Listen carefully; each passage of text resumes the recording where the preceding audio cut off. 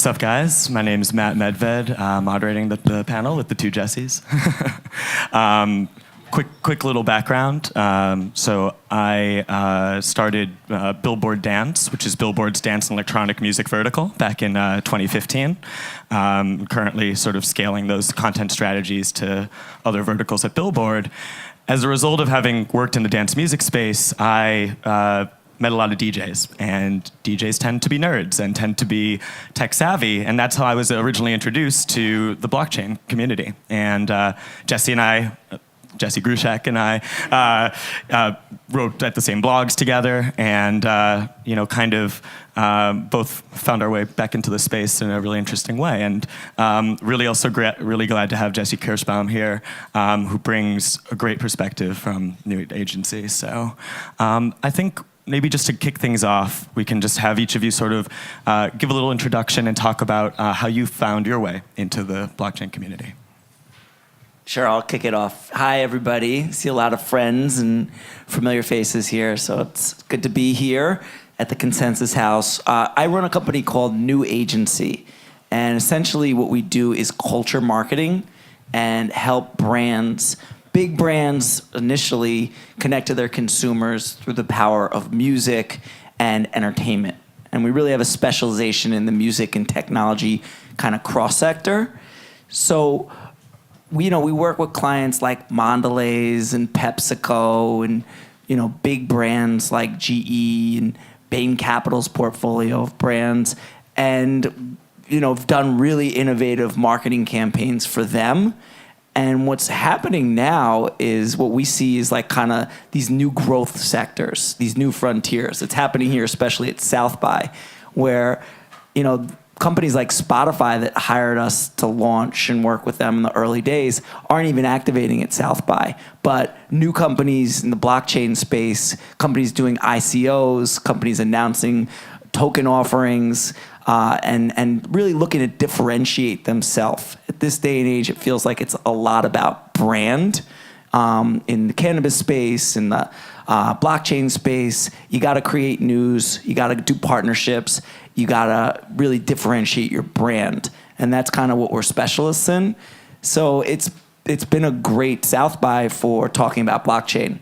And we really feel like we're on the pulse of it, and we really understand how to differentiate a company really utilizing entertainment, musicians, music strategy, partnerships, and culture. Jesse Grushak. I have been with Consensus almost 3 years now. Spent a couple of years before Consensus in the music space, worked with Matt in college, spent a couple of years in live events after school, found my way back to blockchain. Originally found blockchain in 2010, thought it was completely useless. Bitcoin was worth 2/100 of a penny and completely crushed my computer. So I forgot about it for a little bit and kind of really got drawn back in by the power of really what it makes you question. It makes you question what money is. It makes you question how we transfer value and what we perceive as value. And I think that with Ethereum and with the broader applications of what this technology can do, it's been a really interesting journey now to look at music and how we value music and how where music is going, from at least from the current standpoint, it's kind of a race to the bottom right now in terms of who can offer the most for the least amount of money. And really the people getting screwed are the artists. So, our goal is to change that, to figure out ways that we can help artists monetize, help artists create a career for themselves that's not locked into a label, that's not locked in anything. And, in the day and age where you can post anything at any time, how can artists still make living and, be in control of their content? It's been really interesting, having gotten into the blockchain community and becoming familiar with the technology back in 2013, comparing the amount of interest that there is in the space now.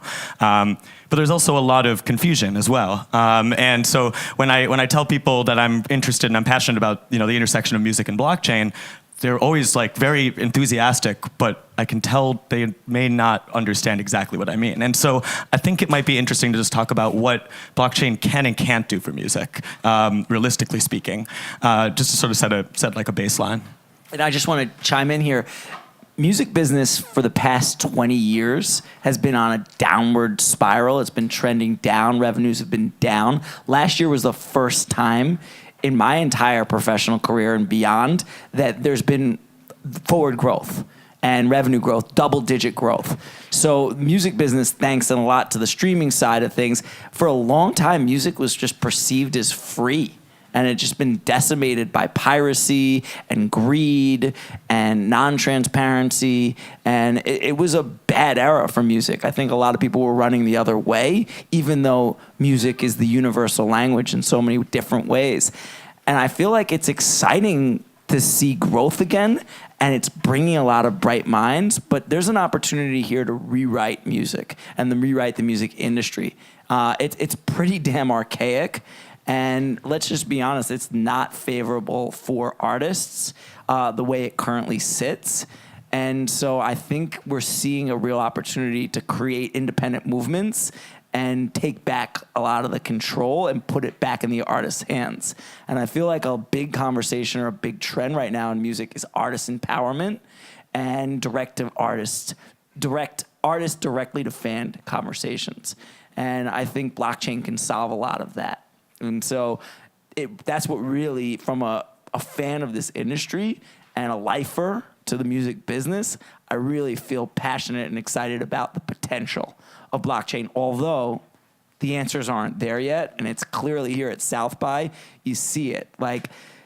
It's a weird year right now because there's a disconnect between how people are utilizing blockchain. Obviously, there was a big boom. The end of last year, it went LCD, lowest common denominator. Everybody started to find out, holy cow, when your father's texting you and saying, how do I buy Bitcoin, or Ether, that this thing's at least reached mass scale. And I think it's cooling out now, and hopefully this is the time to start building the technology and keep a little steam out of the market with enough revenue that people feel comfortable to have these conversations and rent these houses and really keep moving the needle forward. So this is the right place to be for blockchain. And I feel like this year South by has really been dominated by the blockchain conversation, as well as, in some regards, the downfall of social media, which they're working hand in hand together, right? The social media is in a hard spot right now. People don't trust it. People don't know, what's going on. It's fake. It's manipulative. There's so much data being handed over. It feels like these companies made a lot of money on us and aren't necessarily reciprocating anymore. And so I feel like that's part of it. It's even this nice rub between the rise of blockchain and saying, let's put the power back in the people's hands, and the downfall, or at least the distrust and the downward spin of what Internet 2.0 has looked like to this point. Baseline blockchain. What can it can't do? I think it's I think it's not a magic wand. It's not going to solve world hunger and feed every musician on the planet. But it can help us make a better system. And I think to Jesse's point, right? We have no idea what's going on anymore. We don't know. Social media is whatever. You can't trust things. You can't go and know that music's coming from the right person, or payments are going to the right people, and it's a problem. And this is really where I think we can solve a lot of that. It's not necessarily taking control and owning the music industry. It's providing the tools. It's providing the empowerment. Yeah, exactly, the empowerment to the artist, right? And saying, hey, guys, if you want to go sign a record deal and give up 90% of your merch and half of touring and whatever else you're signing over for that $500,000 advance for 5 album cycles, maybe 10 with options. You can't get out of. You can't get out of those at all. Even if you have Kesha's claims, you're still locked into it, right? And you can always get out of it, but it ain't pretty. And it could ruin your career getting out of it, And if you do get out of it, you lost all of your information about your career, probably. There's no way to keep that. There's no way to move from Spotify and keep your fans, to whatever you do next. And that's, I think, what we can also solve with this, with the direct connection to fans and artists. It's how do I keep my fans? How do I keep my music as I travel from platform to platform? you know, if I asked you, like, what are you listening to right now? Like, you'd probably go into your Spotify and look at your recently played. Like, you don't, it's like not off the top of your head anymore, but like, it used to be you buy a CD, you're like, I'm listening to that because I bought it and it's in my car and I just keep throwing it in, right? And there's no more of that anymore because we're so disconnected from what we're listening to. We're disconnected from the entire industry, and it can provide that connection because we now have, you know, ways to pay people directly. We have ways to empower them to, you know, generate these ecosystems. With what we're doing at Ujo, you know, we said, like, kind of on that vein, like, you know, how do we make that connection real again? So when you buy music on our platform, which people don't really do anymore, and we get that, you know, we're not sitting here pretending like downloads are going to be the next thing again. But it's a way to start. But when you do download music, when you do buy it, you get an artist badge. And so it says on your profile, basically, or in your wallet that, you know, I support, you know, RAC, I support Comment, I support this person, and I actually, the only way to get that isn't by clicking like on social media, right? You can't, that doesn't mean anything, but it means something to actually buy an album or spend $10 and be like, I'm gonna support this guy's career. And I'm gonna support him because I know it's going to him. And I think that's one of the biggest draws of this, at least to me, is creating those real experiences and real connections. And I feel like that's like stage one, right? Like that's really, really early day internet type thinking, and which is like, that's how let's get them hooked with stickers and coins and proof and be able to wear the badge of honor socially and digitally that you supported an artist. But I kind of feel like this is a time where we can take the music business and recreate certain areas that are just totally don't make any sense. I feel like if you look at every vertical, it's an industry that just was kind of built around principles that don't work anymore. Like the record business is controlling so much of the industry, but like, who's buying records? To your point, like the record business model is done and will never come back. Like, and they had a great run, don't get me wrong, selling $20 CDs when, you know, I was in college that cost, what, 50 cents, $1, $1.50 to make. By 10, I mean, Outkast, like Fuji sold 39 million copies. Like, and they, like, the profits were astronomical at that era. And they had a great run with it. But at that point, like, so many artists were exploited. Nobody really understands how their money was paid. I mean, we've got guys in the audience that had #1 singles and didn't even, like, see a close to what they should have or have any understanding after years and years of lawsuits and diving deeper into what they should or shouldn't have made on that. It's just, it wasn't a transparent system. We can take this business, we can figure out a way to rewrite it.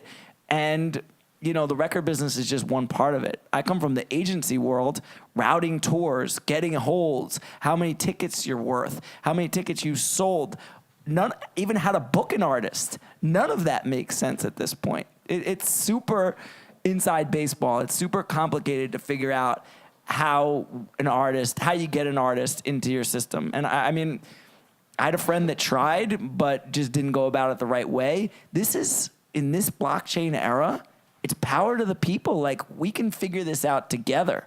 And that's an exciting thing. That this conversation is so important in terms of how to rewrite this business utilizing blockchain. And the time to do it is now. And the time is to get the bright minds in the room that want to make a difference and figure out how to do this together. Absolutely. And that's, you know, I think for us, we have no intention of wanting to control anything. Right? We don't, I'm like, you know, if you want to use Ujo, great. If you don't, but you want to be in the blockchain space also and like do blockchain music, great. How do we at least share this, at least use the same type of data so that if someone decides they want to leave us, they can go to you, right? Because I don't care if you're working with me. I just want you to have better tools to make a better living for yourself, really, at the end of the day. Yeah, I mean, that's it. It's all about collaboration. It's about making music. All right, so I love that, and it's an altruistic vision. But like, let's talk business stats just for a second. Like, how could you not care if these artists that you're launching their career? I mean, RAC, Imogen Heap, these artists did very well. Yeah. Getting onto this platform, thanks to you in a lot of regards. I mean, not personally, but as a movement here. Then they leave you and do it on their own. Like, that's great, I guess, for them, but how does that help you? Yeah, I mean, well, I say that with, I guess, in the most broadest way possible, right? Yes, you can take your data. If you take your blockchain data and try to put it onto another platform, like I don't even know how to use that. Like the guys in the room, like Alex, like he's one of our like lead devs, and he is literally he's writing code right now, probably. That's awesome. And like he's the reason why we're making this happen. And so, I say that with a grain of salt, right? Like I just want to provide the best product possible, and that should speak for itself. Like I don't need to try to take over the entire business. I don't want to do that. I just want to put the best products that are out there forward. And I guess more competition in the space, more people in the space raises the Right. A profile and B also the tech. Right. There should be no competition in this space between blockchain companies. It's because there's the incumbents to fight, right? We can't fight each other, or else they're going to go sit there out of their 59th Street office and look down at us in a schoolyard fight, and they're like, well, that's not important. Let them fight it out. If someone wins, great. If we'll take them out one by one, but let's let them at least pick each other off before we go in. It's such an important point. Yeah, and speaking of fighting the incumbents, I know it's something we've talked a lot about, because what we're talking about, rewriting the rules of the music industry and rewriting, basically rebuilding a foundation that actually makes sense for the business models that are relevant now, will involve a lot of disruption for a lot of very risk-averse and traditional actors. How do you think these new companies, new blockchain startups like Ujo and others what should the approach be there? How do you navigate these organizations that have no incentive to change? I would say the key is starting with the artists. The artists are the music business. There is no music without the creators of the music. So as much as these executives or industry kind of titans or big corporations might think that they control the show actually starts with the creators and the people that make the music. So I feel like the mentality is right here, and what I would be doing if I was Jesse is supporting artists, finding out what their pain points are, figuring out where they want to go, figuring out how you can use this new wave of technology, this new school of thought, this new industry that's creating massive wealth and opportunity, and figure out how you can support artists in a new way and empower them to A, take control of their destiny, and B, connect directly to their fans, and C, be more transparent on how everything is working. It's going to straighten everybody else up. So I would say step one is getting the trust and belief and really figuring out how to organically and beyond use the smartest minds that you can access to support musicians and artists and creators. Then it gets, that's probably the obvious answer. Then it gets more interesting because once you've now supported the artists, that's where you can kind of get fancy and really try and figure out how to take it to another level. Yeah. No, it's I think, for us, we put out a demo with Imogen Heap at the end of 2015, and we were like, all right, this is awesome, right? You can license music in 15 seconds. Every single person involved in the song got paid out according to their contract in 15 seconds. This is awesome. Everyone wants this. Everyone's going to use this. And we kind of spent all of 2016, really doing R&D, talking with artists, but talking with PROs, talking with publishers, talking with labels. And we were like, this is awesome. Don't you want this? And they're like, why the fuck would we want this? Our business is good. Didn't you see the numbers last year? We're good. We don't need any change. We like our black boxes. And that's kind of when we said to ourselves, all right, it's time to really draw a line in the sand, because in the next 10 years, there's going to be more music created than there ever has been, in existence. So are we going to take that music and shove it into the same pipes, or are we going to kind of draw a line and say, let's build a better system for tomorrow? And when the time comes, because people will always want to listen to David Bowie, they're always going to want to listen to the Beatles, let's support these companies to get on there, and like I said yesterday, right, I'm happy to give them a very large consulting bill about how they could do blockchain. Last year I offered to do it for free. This year, it's a $2 million bill, but that's your fault for not being an innovator and taking the risk. So, I think it is starting with the artists, and we kind of came to that. But, so many of the artists are also kind of locked into contracts, right? It's still a paradigm shift. It's going to take time for new artists to start to realize, I can be Chance the Rapper without one of the big labels behind them, and I can be, winning all of the awards and be as big as everybody else and sell stream millions of songs without having major labels. So many of them probably are off the table because they're already locked up into old school deals. So you lose. You kind of have to really, maybe even before starting with the artist, it's important to start with the artist, but maybe phase 2 would be the education process. I think it's an ongoing education process, right? That's why we're sitting here. Right? It's constant education. This space is not easy. It's like, I've been in it for, I guess, 7 years now, and I don't understand like a lot of the things, and I have a degree in computer science. This is not an easy space, and the future, 5 years down the road, people will be using blockchains and not even realize it. But we're not quite there yet, and everyone's still kind of enamored by this technology. And I think really what they're enamored by is the potential for building a system that actually works, right? And a system that works, according to the rules that we set, not to anyone else's that has set, and kind of making people question, why are the current rules the way they are, and how can we change those rules, and how can we build a system that actually supports the rules that we want to see. Yeah, it's interesting. It's something we touched on yesterday as well, is the idea that, even discussing sort of mundane topics like intellectual property rights and such, I can sometimes see artists, I'll see their artists, eyes start to glaze over, and especially when you get another level deep, there is such a learning curve to blockchain technology that sometimes I even forget about just because I've been in it for a while. Certain things just, smart contract, yeah, I know what that is. And you get this kind of blank look, and you're like, oh yeah, let me explain. How do you think, perhaps? How do you think, and leveraging, kind of informed by both of your kind of contrasting backgrounds?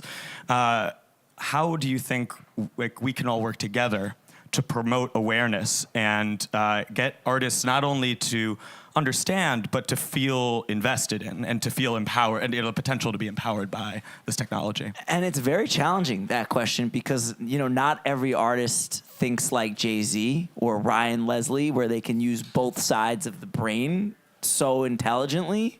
Yeah, artists are really focused, and almost should be in a lot of ways, focused on what their strength is, creating and being artists. So they don't want to get caught up. I mean, Jesse's an expert on this space. It doesn't get much more expert than Jesse.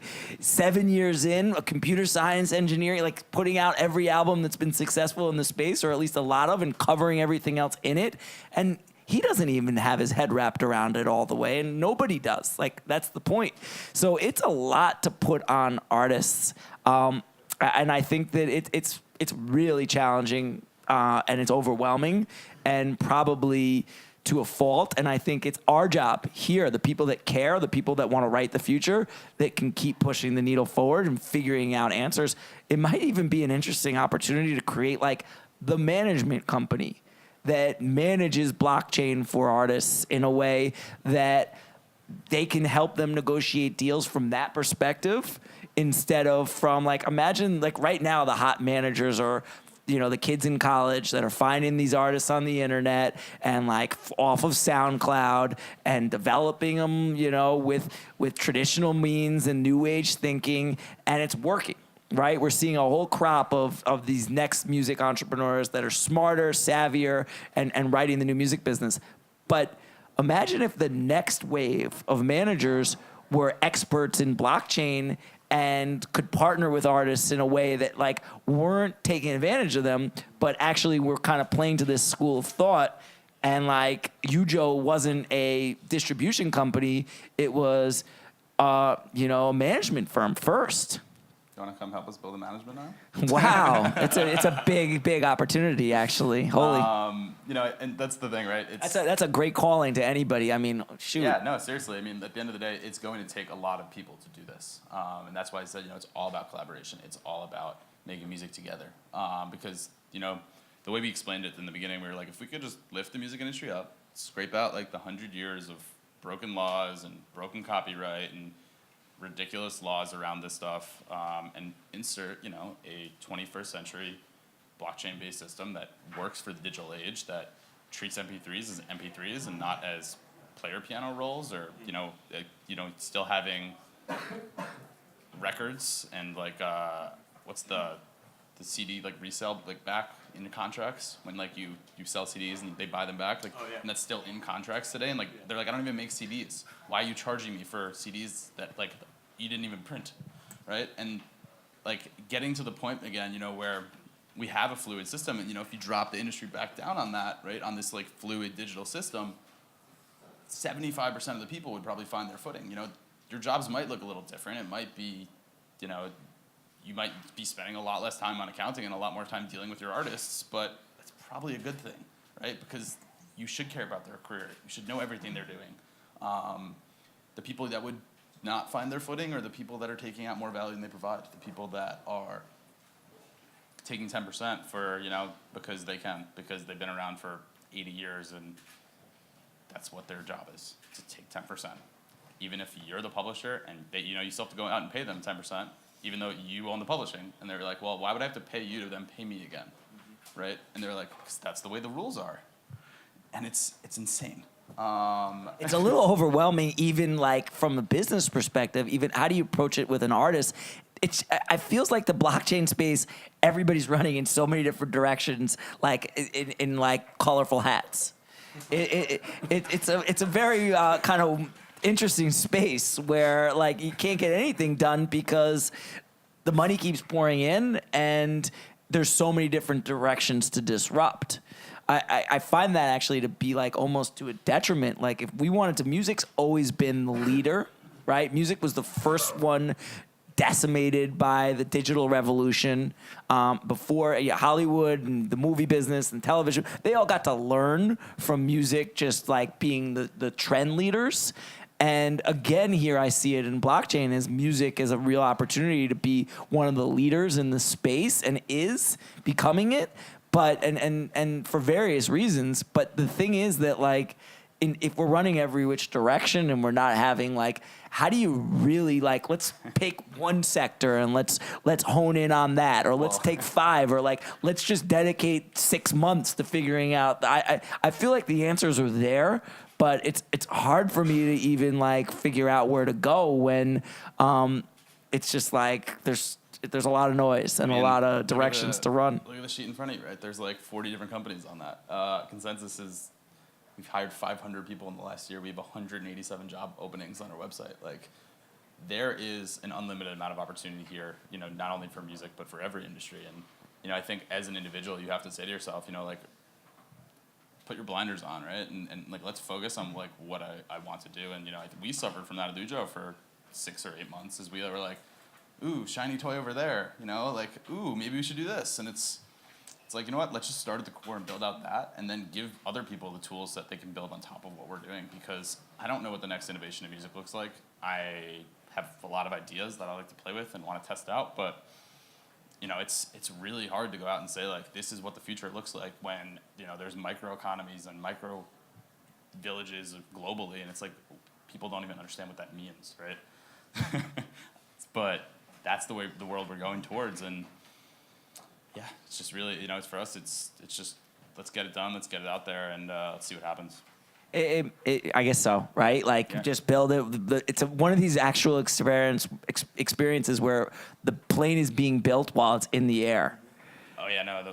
And it's a rocket ship. The rocket ship, yeah, I was about to say, the rocket ship is like, the engine's there, and the people are kind of just grabbing it on, right? But and in the actual philosophy of building and launching rocket ships, if one small thing is off, that rocket ship is not going to work. That's if you're in a centralized rocket ship.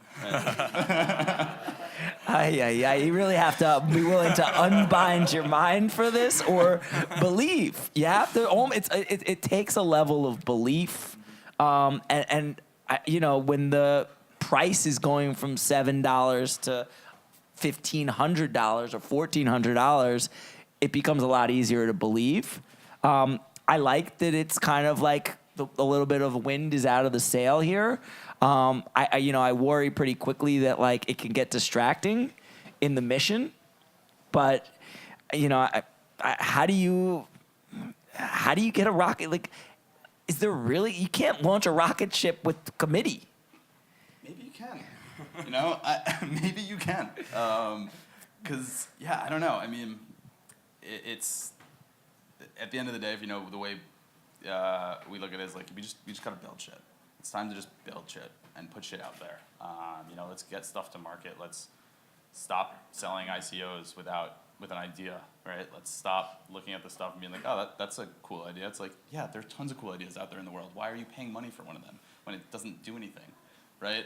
But that also builds the market, right? These ICOs, most are going to fail, but a couple of them are going to win. Absolutely. And the only way to do it is to do it in some regards. I think 2018 is going to be a year we either see a lot of these things succeed or fail. And, we're starting to see a lot of products come to market already.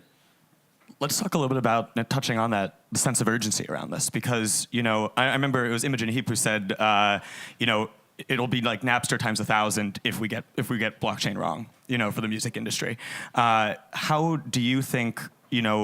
What's like the worst case scenario? If we have a singular opportunity here to rebuild the foundation of the music industry, what priorities do we need to remain focused on? And what could the future look like if we don't pursue them properly? And even before that, I think a big thing right now, music business is back on a big upward swing again, thanks to Spotify.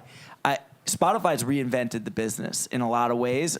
The issue that I feel like we've got before we can even reinvent the music business is how this is going to shake out with their IPO and no longer like being run by this Illuminati of investors that needs to get out on a $20 billion valuation. And how are they going to get out? I mean, Spotify is losing $1 billion or something. 1.5 last year. Last year? Like, that isn't really real. And once the money starts coming out of it, like, how are they going to continue to sustain and foster innovation in this industry?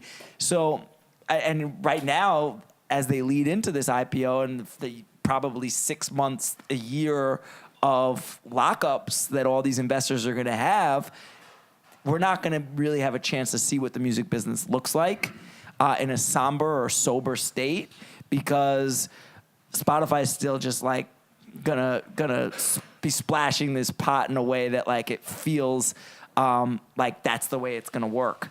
And it doesn't make sense to me that Spotify is gonna be able to sustain. It doesn't make sense. They're not attached to a bigger entity like Google or Apple Music, where it's a much smaller piece of a much bigger pie. It's an important piece of the culture, but it's really not the revenue stream. I think that we kind of have to, like, we're almost getting cart in front of the horse. We almost kind of need to let like Spotify play out and see how that goes before we can figure out where to innovate or where this industry is really going to need the most help.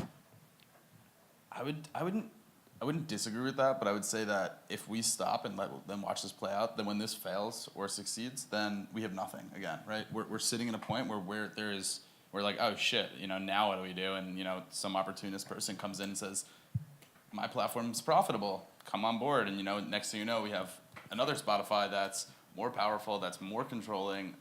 You see it with Lior. Like, YouTube's starting to quietly like build their arm chest. It's gonna be a similar scenario where that's not necessary. That's the old way of thinking in a lot of ways. And you're going to get into your Google self-driving car in 5 years, or get picked up by the self-driving Uber in 5 years, and they're going to have a partnership with Spotify or Apple Music, and you're going to have the other service, and you're going to sit there in silence for a half an hour because you can't listen to music because you don't have the right service. And that's not a world I want to live in. I want to live in a world where the fact that we're talking about Spotify as it's the only thing in the music industry is the problem here. I think that's to me is has to change. It has to. And what's the worst case scenario that I think happens here is that Spotify could be rebuilt in a decentralized state, using decentralized storage, and someone could download, could have gone on what.cd or something and downloaded the entire like music catalog of the history and just put it on a decentralized storage solution, and then it becomes really hard to take down because every time you delete it, it just keeps replicating itself. And the only way to tear that down is to tear down the entire network. And so I think we're gonna see some really interesting shit happen in situations like that over the next few years as the stuff really gets built out. But yeah, you know, for me, it's always been, it's not about protecting your content, it's about providing access to it. If I, you know, it's like when you look at like piracy and streaming and Napster, right? The only reason that people were using Napster was because the only way to get music into your iTunes was released in 2001, Store wasn't released until 2003, right? So in those 2 years, the only way to get music on your iPod was to sit there and put a CD in your computer, and put another CD in your computer, and who the fuck has time for that, right? Instead, you go on Napster and you click download all, and you have an iPod full of music that you didn't pay for it, but you would have if you probably could have done it as easily. You might not have as many songs as you do, but you know, maybe you're finding your next favorite artist in those random mix. I know personally when I was using those services, you would download something that, you know, it said it was Jay-Z and it wasn't clearly, but that guy was dope, right? And you were like, this is awesome. I don't even know what this is, but whatever version of Jay-Z song this is awesome. It was such a fun era. Right. I mean, it was like those remixes and like you could fall in love with music like every which direction again when Napster was out there like I that. think we had that with blogs a little bit too. Yeah. You know? Yeah, we did. Like I would load up like my folder, I'd click it and I'd have like 5 tabs open. And I'd go down the blog and go download, close, download, and then I would sit there for like an hour and a half and go through my iTunes. Every day. So maybe the game would be, look, we're not going to disrupt Spotify right now. That has to play out. Maybe the game is to create the super blockchain management company or pick We're still on this. it makes sense to me. That would be like the coming start. tomorrow. Coming tomorrow. Jesse's gonna launch his new blockchain management. But hey, with you, Joe, anything could happen with you, Joe, and Consensus. The other thing I would say is like maybe you pick another area, like the touring business or the merch business, or even like liner notes, something as simple as that. Like we could pick an area and just show a case study that we're not so reliant on like the state of streaming and the state of music in that regard. I think what's exciting though is there are people doing that, all of that, right? There are people like, you know, I spoke to a guy today. He's building a company that basically you can stake money for a tour. So like, let's say I put down, I want Ryan Leslie to do a show in my city. I put down $100, and if enough people put down $100, Ryan Leslie goes on his site and goes, I'm gonna get $20 or $30 or $40, $50,000 to go to this city that I've never even heard of, but it's guaranteed if I just click that button and show up. That's awesome, right? And what artist wouldn't want that ability to do that? And it's combining all of these little projects. You know, Recordgram, right? These guys are working on an awesome app, and it's like, how do we collaborate and build a better system? And you know, all of these little people, everyone's going to focus on their own little niche. It's about tying them all together and building a better system. Totally. I know, but I get stressed out again. Like then I start to picture what's going on in Puerto Rico next week, and it's just like, are things going to get done, or is that going to be Lord of the Flies? That's a good question. I think it's fun to watch. Yeah, I'll I say guess that. the only answer is that you got to be there to find out. Do we have time for a couple questions from the audience? Or yeah, okay, 5 minutes, cool. Anyone got any burning questions?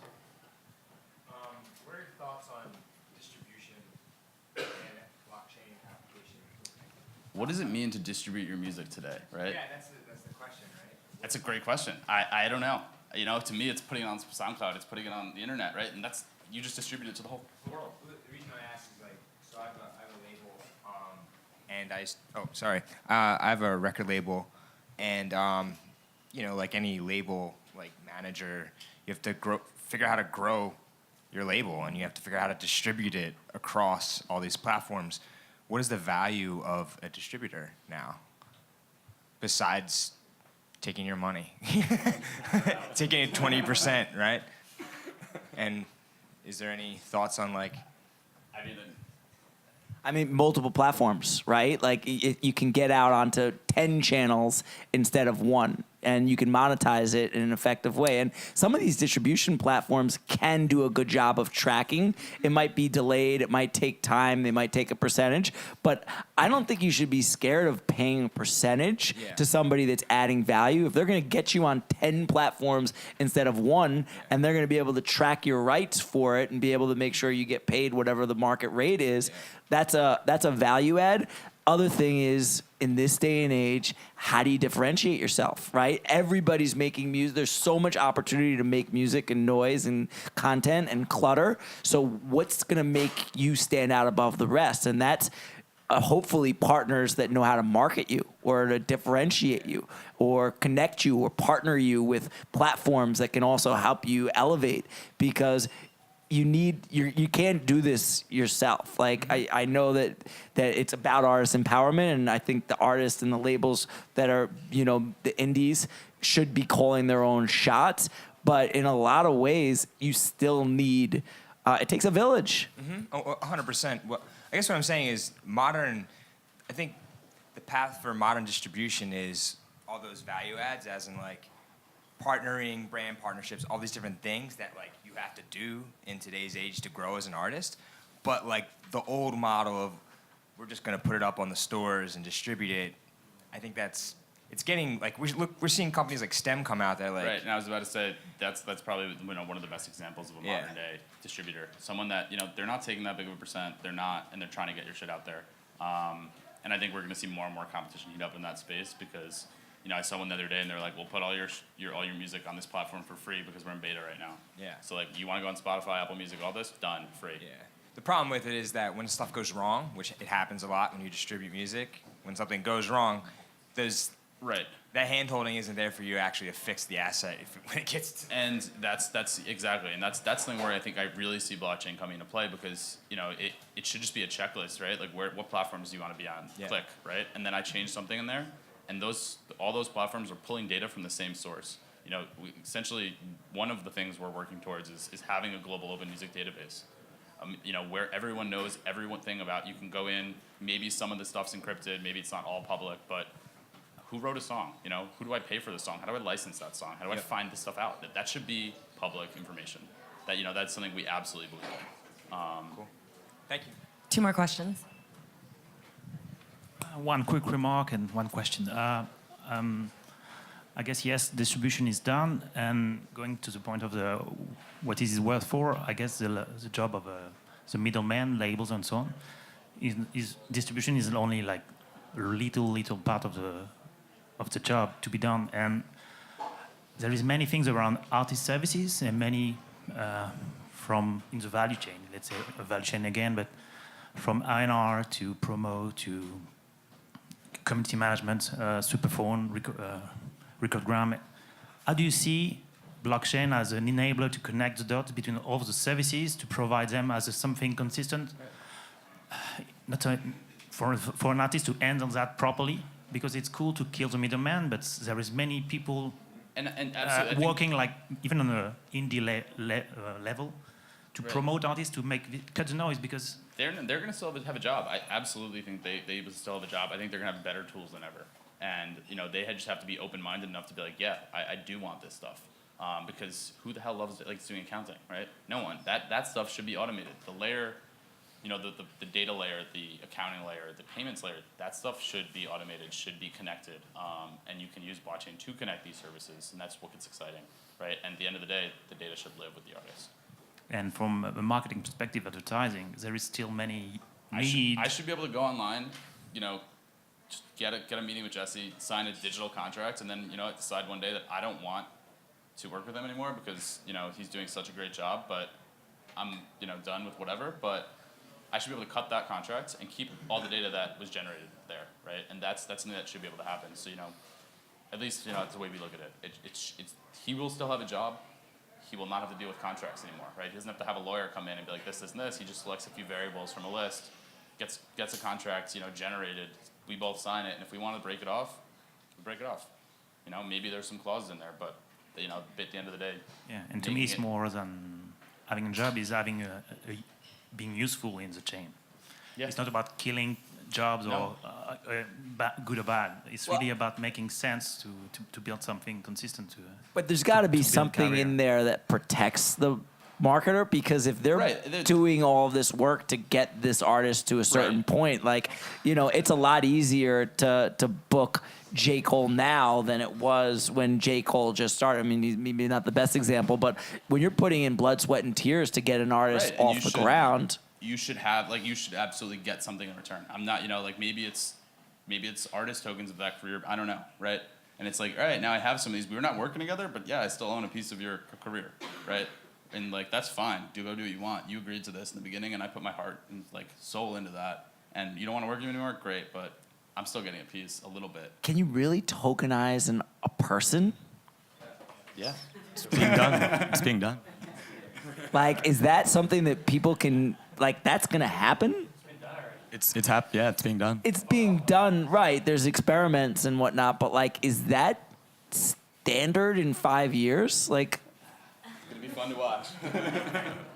I'd love to see a vote of how many people think you can standardize artists' careers, like future value. I don't think it's standardizing it, right? It's making it variable. It's making it dynamic. It's making it a living, breathing thing versus what it is now. Because we already do that, except we do it, but it doesn't change. It doesn't modify. It doesn't adapt with that artist's career, right? Values of licenses don't change. Like if you got, a very early license of someone's career, and you paid $20 for it, and now that license, you still have the ability to do that, and now it's worth, $20,000.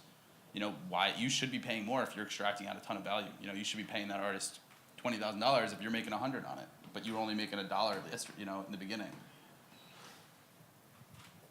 Wow. Like, I love this space, and it's just, the answers are just consistently coming, and the questions just keep coming even more furiously, but it's, you gotta just, that's amazing to think that could be a way of thought. It's so different. There's a couple scattered examples of it right now, but if that picks up momentum, I mean... Jesse, some of the biggest artists in the world have come to us and have asked that they want to create their own token. So I said, well, some of the biggest artists in the world have come to us to say, well, we want our own coin or our own token, like the Kanye coin, for example. Not that Kanye came to us. And I'm trying to think about how do we like wrap our head around it, because they all have all these contracts and these archaic contracts. But all these artists have their own production companies too, and they have their own artists under their own production companies that may not be signed to a label. So they're looking at it as how can we leverage our brand to create a token that we can put our artists that are signed to our production company on the blockchain. So I think that's the future of where it's going. In one area. Again, there's just, I wish we could we're just gonna focus our energy on one area to I start. think you're the not focused person in this Maybe situation. I'm having my head have trouble. Thank you. Overwhelmed by opportunity. So I got to call. Yeah, it's a good problem. Cool. Well, thank you guys. I think we're... Yeah. Give it up one more time. Yes. Thanks a lot, guys.